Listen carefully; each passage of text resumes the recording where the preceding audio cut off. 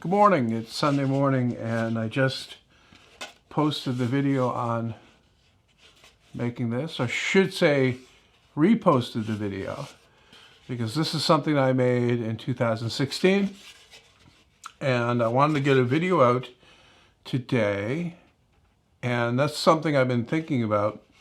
Just going back and looking through the videos that I did before, and either redoing them from scratch or taking the video and tightening up the edit a little bit, cleaning up the sound a little bit, or as much as I can, and reposting them again for people to watch today.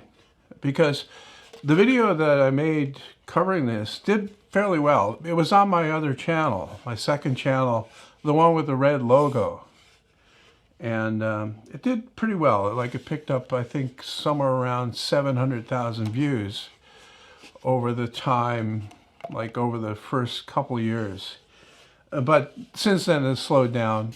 But I think that there's some good information in the video, you know, that makes it worth showing again, right?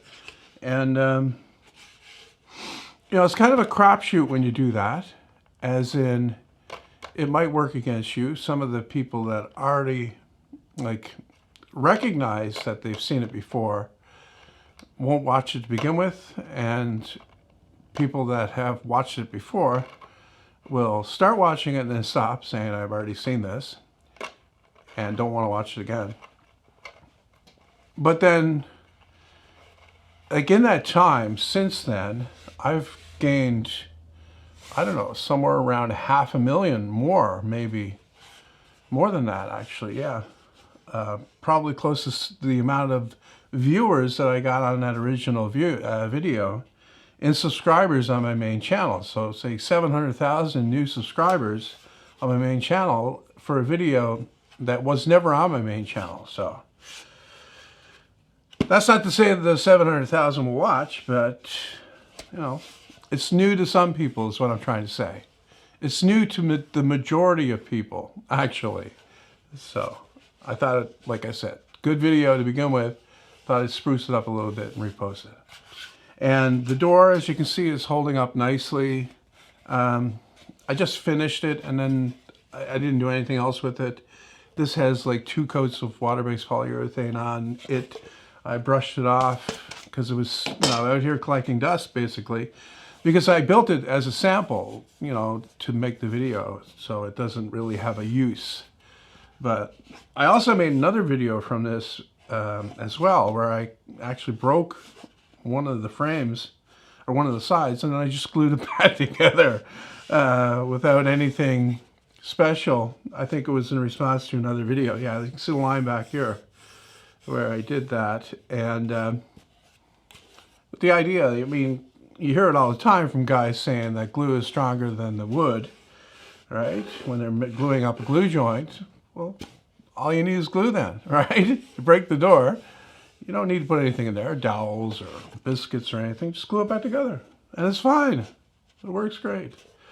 Anyway, so kind of a empty one today, because I don't really have much going on. I'm working on a project for this week coming up.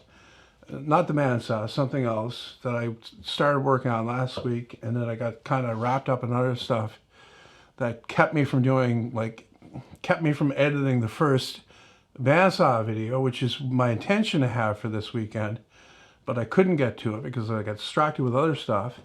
And so all that other stuff is out of the way. I can finish this Maker Smart project for this weekend coming up, and that'll be out on, I think, on Friday for a change. That'll be on Friday. And then I think there's another one, kind of a compilation one, that'll be posted either on Saturday or Sunday. So two for one next week. And they do videos you've never seen before. Amazing. So while I was doing this, I did a short because I had to sharpen the blade. And so I quickly filmed that, and I made it a short to see how that will do. Well, that will be my last short, because that did terribly I think right now it has 38,000 views. And that sounds like a lot, some people I know, but when you have over 1 million subscribers, 38,000 after a full week is not a lot of views.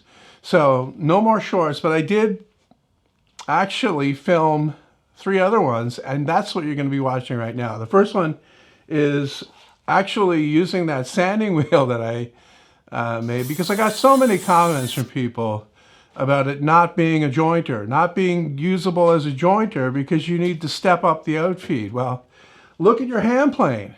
There's no step up on a hand plane. It's the same principle. That sanding wheel doesn't take off enough to have an offset. Understand? This is the same reason why you don't need an offset on a hand plane, because it's taking off thousandths of an inch at a time. It's not taking huge amounts that a jointer would or could. You can set a jointer to take off like as much as 3/16 of an inch at a time. And for that, you definitely need a step. But for this, you don't. I see that kind of thing all the time from people that simply don't have the perspective on it, the correct perspective. They see something and they immediately jump to this conclusion without giving it any second thought. You know, say, well, okay, is there more going on here? Or is this exactly how this is going? Or is my conclusion correct?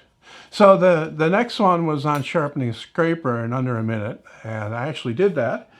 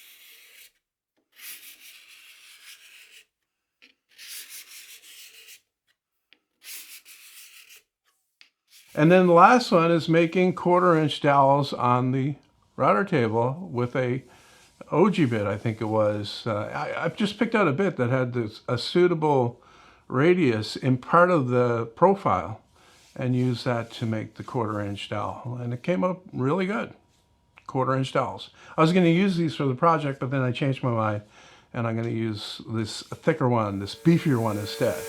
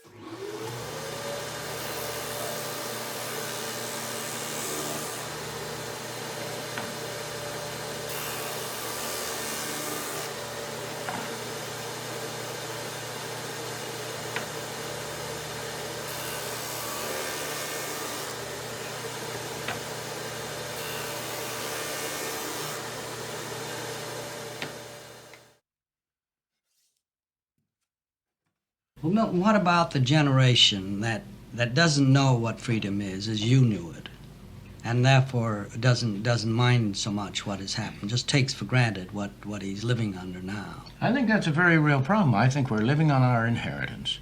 We have inherited a philosophy and a set of attitudes, and they tend to be eroded.